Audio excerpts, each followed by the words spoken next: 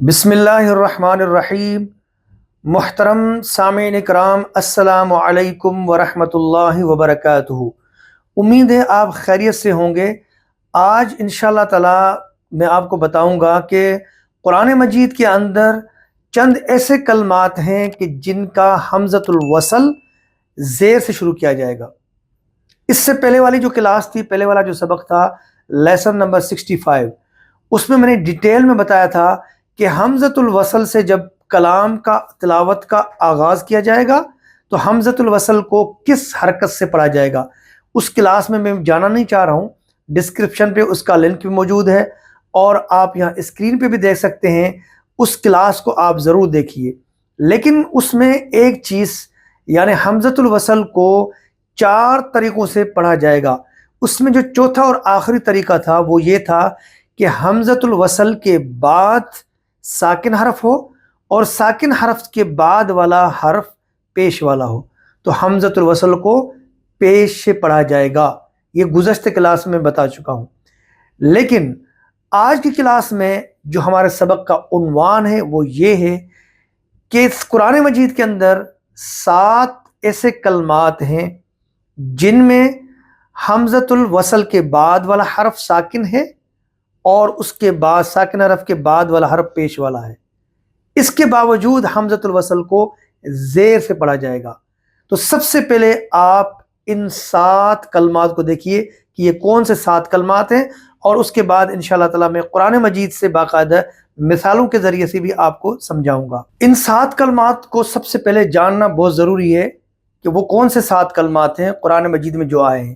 سب سے پہلے آپ دیکھیے اسمن، اس کے بعد ابن، امرؤن، اقدو، امشو، ایتونی، ابنو۔ ان 7 کلمات میں اب یہاں پر آپ بورڈ میں بھی دیکھ سکتے ہیں، اور اس سے پہلے آپ نے اسکرین پہ بھی ان کو دیکھا کہ حمزۃ الوصل ان 7 کلمات میں زیر سے کیوں شروع کیا جائے گا، جبکہ میں بتا چکا ہوں کہ رول ریپیٹ کر رہا ہوں۔ رول کیا ہے کہ حمزۃ الوصل کے بعد اگر ساکن حرف ہو اور ساکن حرف کے بعد تیسرا حرف پیش والا ہے تو حمزۃ الوصل کو اس پیش کے ساتھ شروع کیا جائے گا۔ اس کی میں مثالیں بھی اس سے پہلے والے کلاس میں دے چکا ہوں، لیسن نمبر 65 میں۔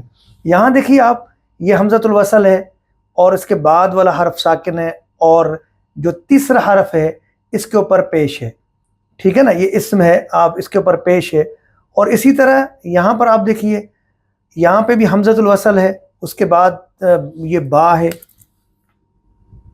با ساکن ہے، اور با کے بعد تیسرا حرف پیش والا ہے۔ اسی طرح یہاں پہ بھی اسی طرح ہے، حمزۃ الوصل کے بعد والا حرف ساکن اور تیسرا پیش والا ہے۔ یعنی تمام ان 7 کلمات کے اندر ساکن حرف کے بعد تیسرا حرف جو ہے وہ پیش والا ہے۔ اس کے باوجود حمزۃ الوصل کو زیر سے شروع کیا جا رہا ہے۔ سب سے پہلے دیکھیے آپ سورہ آل عمران کی آیت نمبر 45، آپ سامنے بھی دیکھ سکتے ہیں۔ آیت کیا ہے؟ اعوذ باللہ من الشیطان الرجیم، یا مریم ان اللہ یبشرک بکلمۃ من۔ اب من ہو پہ کسی نے وقف کر دیا، یا فرض کریں اس کو ملایا جیسے یا مریم ان اللہ یبشرک بکلمۃ منہ اسمہ المسیح۔ اب مسیح پہ وقف کیا، ریپیٹ یہاں سے کر رہے ہیں آپ، یہاں حمزۃ الوصل سے آپ اس کا اعادہ کر رہے ہیں، ریپیٹ کر رہے ہیں، یہ حمزۃ الوصل ہے۔ یہ اصل چیز سمجھنی ہے۔ اب اس کو رول کے مطابق اس کا تیسرا حرف ساکن ہے، دوسرا حرف ساکن ہے اور تیسرا پیش والا ہے، تو رول یہ ہے کہ اس کو پیش دیا جائے، لیکن نہیں، یہاں پر ہم اس کو کسرہ دیں گے، زیر دیں گے۔ کیسے اعادہ کریں گے؟ اسمہ المسیح عیسی ابن مریم وجیہا، اور اسی طرح دوسرا حرف بھی اسی میں آیا ہے، ابن۔ یہ دیکھیے آپ، اگر کسی نے یہاں پر مریم پہ ایک وقف کر دیا اور اعادہ کیا، یہاں سے اس حمزۃ الوصل سے اعادہ کیا، تو رول کیا ہے؟ اس کا دوسرا حرف ساکن ہے اور تیسرا پیش والا، تو حمزۃ الوصل سے پیش سے شروع کیا جائے، لیکن نہیں۔ یہاں پر اگر آپ نے اعادہ یہاں سے کیا تو پڑھیں گے ابن مریم وجیہا، ٹھیک ہے نا، یہ آپ سمجھ جائے. تو یہ بہت بڑی ایک بحث ہے اور بہت بڑا اس میں یعنی ٹائم لگے گا اور کافی یعنی یہ گرامر یہ انشاءاللہ کبھی میں سمجھاؤں گا کہ اس کے اوپر اس حمزۃ الوصل کو پیش سے کیوں شروع ہم نہیں کر رہے ہیں. صرف ان کلمات کو یہاں یہ سمجھ لیں آپ کہ ان تمام 7 کلمات کے اندر اگر آپ نے وقف کے بعد حمزۃ الوصل سے اعادہ کیا تو یہاں پر حمزۃ الوصل کو زیر سے آپ شروع کریں گے، کسرہ دیں گے. اب اس میں ایک اور مثال، یہ امرؤن، یہ لفظ کہاں آیا ہے؟ سورۃ النساء آیت نمبر 176. قل اللہ یفتیکم فی الکلالہ ان امرؤ ہلک لیس لہ ولد.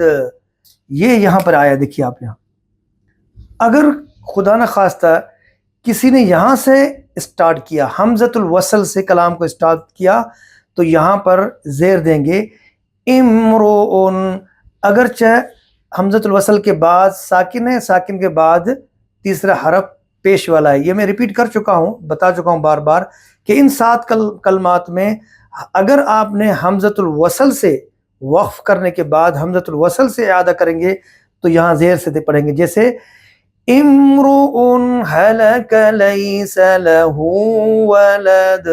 سورۃ الاحقاف کی آیت نمبر 4، ام لہم شرک فی السماوات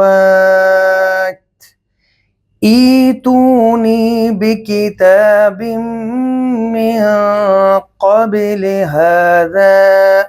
یہاں پر یہ ہے حمزۃ الوصل. اب دیکھیے یہاں پر اس کو ایتونی تیسرا حرف پیش والا ہے لیکن حمزۃ الوصل اسٹارٹ ہو رہا ہے کسرہ یعنی زیر کے ساتھ. سورۃ الصاد کی آیت نمبر 6، وَانطَلَقَ الْمَلَأُ مِنْهُمْ أَنِ امْشُوا وَاصْبِرُوا. یہاں پر یہ لفظ آیا ہے، دیکھیے آپ، أَنِ امْشُوا وَاصْبِرُوا. اگر کسی نے یہاں پہ وقف کیا اور اعادہ کیا یہاں سے، یہ حمزۃ الوصل سے اعادہ کیا، تو اس کو کیسے پڑھیں گے؟ زیر کے ساتھ، امشوا واصبروا. سورہ کہف کی آیت نمبر 21، اذ یتنازعون بینہم امرہم فقالوا ابنوا.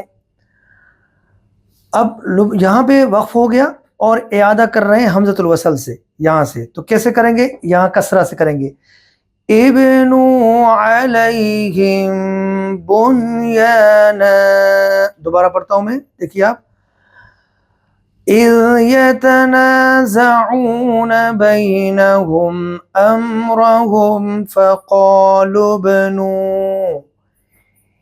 ابنوا علیہم بنیانا. سورہ یونس کی آیت نمبر 71، ثم لا يكن امركم عليكم غمة ثم قضوا. اب اعادہ کہاں سے کرنا ہے؟ وقف کر دیا اور اعادہ آپ نے کرنا ہے یہاں سے حمزۃ الوصل سے. تو کیسے زیر دیں گے؟ اقضوا الی ولا تنظرون. یہ آیت بہت لمبی تھی، وَاتْلُ عَلَيْهِمْ نَبَأَ نوح سے اسٹارٹ ہو رہی ہے، لیکن اس کا میں نے آخری حصہ لکھا ہے، تو یہ آخری لفظ تھا جو اقدو کو میں نے یہاں پر بیان کر دیا آپ کے سامنے. محترم دوستو، آج کی کلاس ہماری ختم ہوئی. انشاءاللہ اگلی کلاس میں ویڈیو بناؤں گا کہ محل ابتدا کیا ہوتا ہے.